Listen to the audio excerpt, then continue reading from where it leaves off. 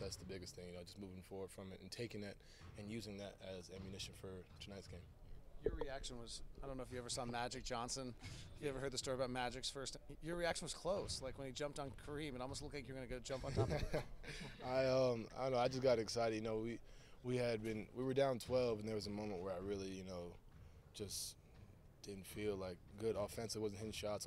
Defensively, I was getting backdoor. Like it wasn't really going right for me, and I just felt like we were down. And I was like, man, like we this is it right here. Like this might be it. And Joe Ingles came up to me and just said like, no, like screw that. Like we got 8 minutes left. Let's go out there and finish this off. And we did that. We played.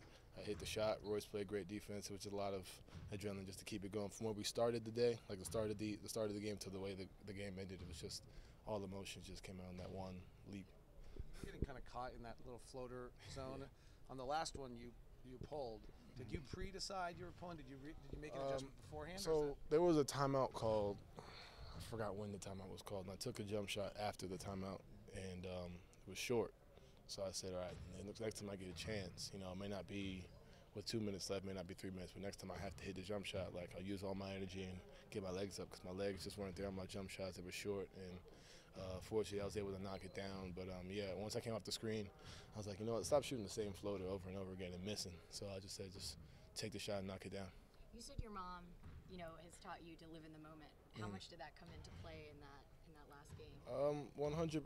It did 100%. It's easy to get caught up with how many shots that I missed before that, how terribly I was playing on defense. It's all to get caught up in all that and be like, man, like. And I had a moment where I did get caught up on all that, but what really changed, I just stayed locked in. The pass to Rudy, the steal, the shot, just staying in every possession, I think was the biggest thing, just staying locked in and staying focused because anything could happen, and a team like that, they were like 700-something and 3 in moments like that, and when they're up by like 13 or whatever that stat is, and, the odds obviously weren't in our favor, but, we just stay in the moment, stay locked in and take it one possession at a time, it definitely will, the result will definitely, hopefully go in your favor. How much do you guys talk about the streak in the locker room? At all. I think the good thing with us is we keep the same energy that we have now that we've had when we were down in December, when we played that had that tough stretch. So you wouldn't be able to tell the difference if we had a 10-game win streak or 10-game losing streak. And I think that's just a testament to the guys we have on our team. And one of the bigger things that people don't really realize is Eric, McCree, George, and Naz, who are working out over there, the excitement that they bring off the bench, even though they know they may not get in as much, the excitement that they bring keeps the energy high. There are times where we've been down in games, even in Portland, and they're speaking up. They're talking. Like, all right, guys, come on, let's do this. All right, just words of encouragement, and that goes a long way. And it's a credit to those guys to come in there and understand, that this team is all about just positivity. We're not negative towards each other, and they're not selfish. They're like, man, I'm not playing. They're going out there and encouraging us, and I think we all feed off of that. And it's a credit to those guys. Knowing that All-Star's right around the corner, what's the conversation like going into tonight's game to I don't even know what tomorrow is. That's the biggest thing. Just focusing on today. I think if you obviously coming off a team game where we played really well against them last time. We did that in preseason. We played really well against them, and then they came out ready to kind of go at us. We weren't ready to handle it. So we're going to expect the same energy from this team today.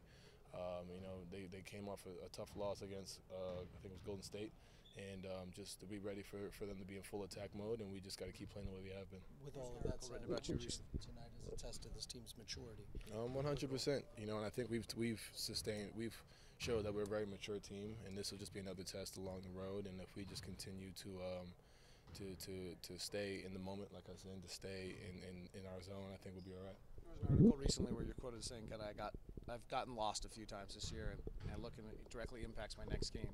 How did that happen, and how have you avoided that?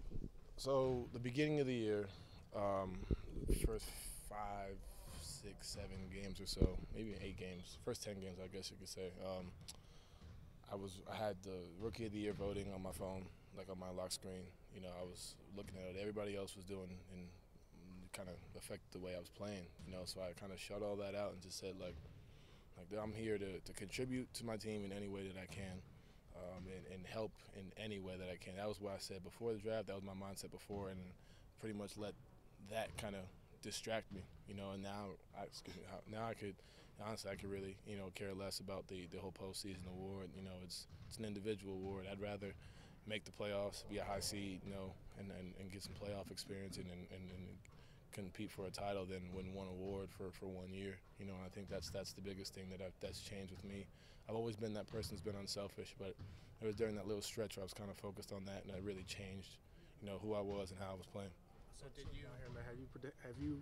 Have you perfected that routine yet for the dunk contest? I haven't perfected it yet. I got some practice yesterday. It was pretty fun and pretty exciting, but it'll be fun. I can't really share too much, but I'm excited. Would you to challenge yourself? Do you look for ways to kind of push yourself in directions there? As far as The dunk knowing the guys that are in it, I'm really like, it'd be great if I made it to the next round. It's my mindset right now, but having confidence in myself regarding that is kind of nerve-wracking, to be honest with you. It's kind of tough because I've seen guys like Zach LaVine and Aaron Gordon who make every dunk, and it's spectacular.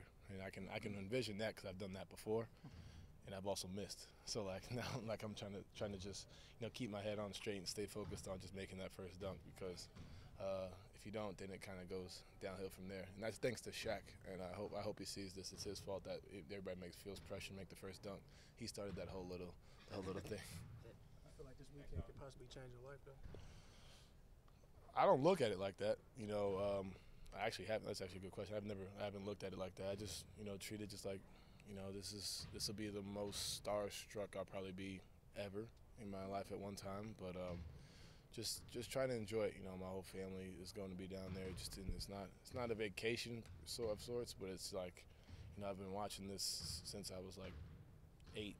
And now that I'm a part of it, it's going to be crazy. I'll be at the actual game too to kind of just watch and just relive, just live moments as a kid I always wanted to go see, and now I'll be a part of it, so it'll be exciting. Thank you.